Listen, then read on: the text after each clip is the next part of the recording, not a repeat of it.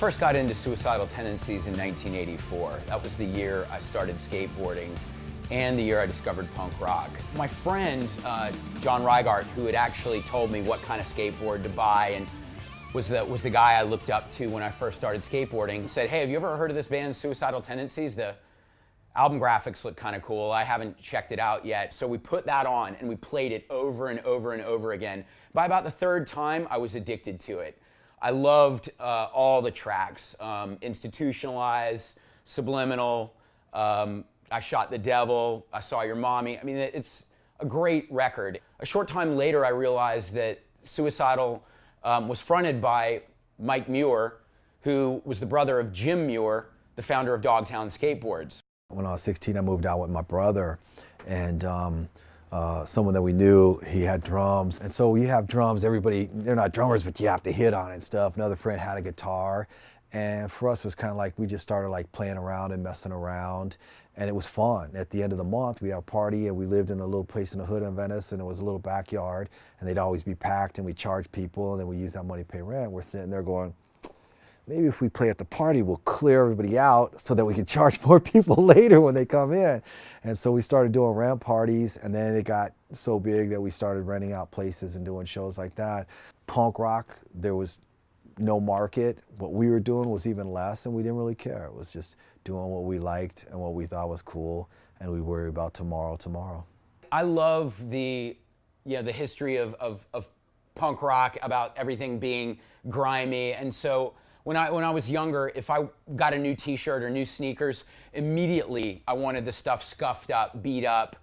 Didn't want it to look new. It wasn't cool for it to be new. It wasn't punk if it was new. Suicidal was using the bandana as one of their signature elements, always using the bandana. With fashion, my brother, when you look at him when he was on cover skateboarder, you know, they had the bandanas and stuff, and a lot of that was to keep the hair out of their eyes and stuff. And then being, you know, in the Venice, Santa Monica area, and that everybody was associated with different things. And the flipped up hat with the police, it's just kind of like, it's like flipping them off and stuff, you know. Someone always had the F off kind of thing, or this or that, you know, and they go like, you know, and we go to the Salvation Army and buy the old button-up shirts, you know, and they used to have a $5 bag day where you can get $5 for everything you get in a bag, and we would stuff them bags.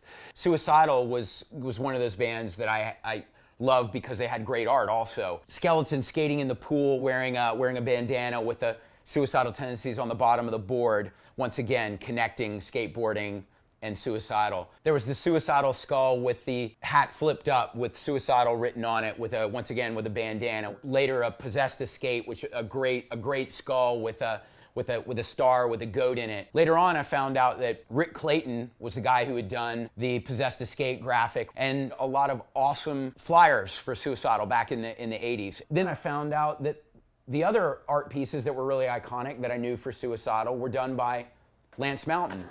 Well, long story short is Glenn Friedman was one of the first photographers to ever shoot photos of me and give me a cover and an interview in Thrasher, and so I had a connection. I met him, and a couple years later he had been shooting Suicidal Tendencies, and at that point he asked me if I wanted to maybe do a t-shirt for him.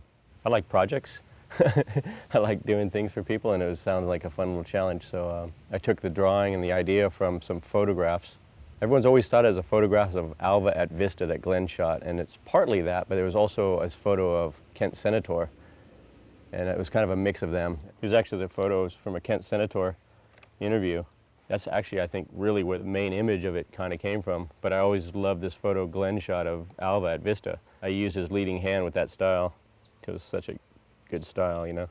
The whole thing was like, hey, I'll get you into a Suicidal show if you do this drawing for us, kind of thing. And we went in, and second song I got pushed and I got knocked out the front of my bottom teeth. Having someone like Lance, who was one of the nicest guys everybody liked back then, great skater with a great style, for him to say, to offer up to draw something for Suicidal, it's like, wow, dude, Lance Mountain likes the band? Wow, that's kind of like, that was really kind of just one of those ones you go, wow, that's cool. Things like that are kind of like special, and you look back later on, you go 30 years later, and you go, wow, I still remember, you know, when he did it, and doing that, I was like, wow, that's cool. You know, you still see kids to this day wearing the Suicidal graphics that Lance did in 1983.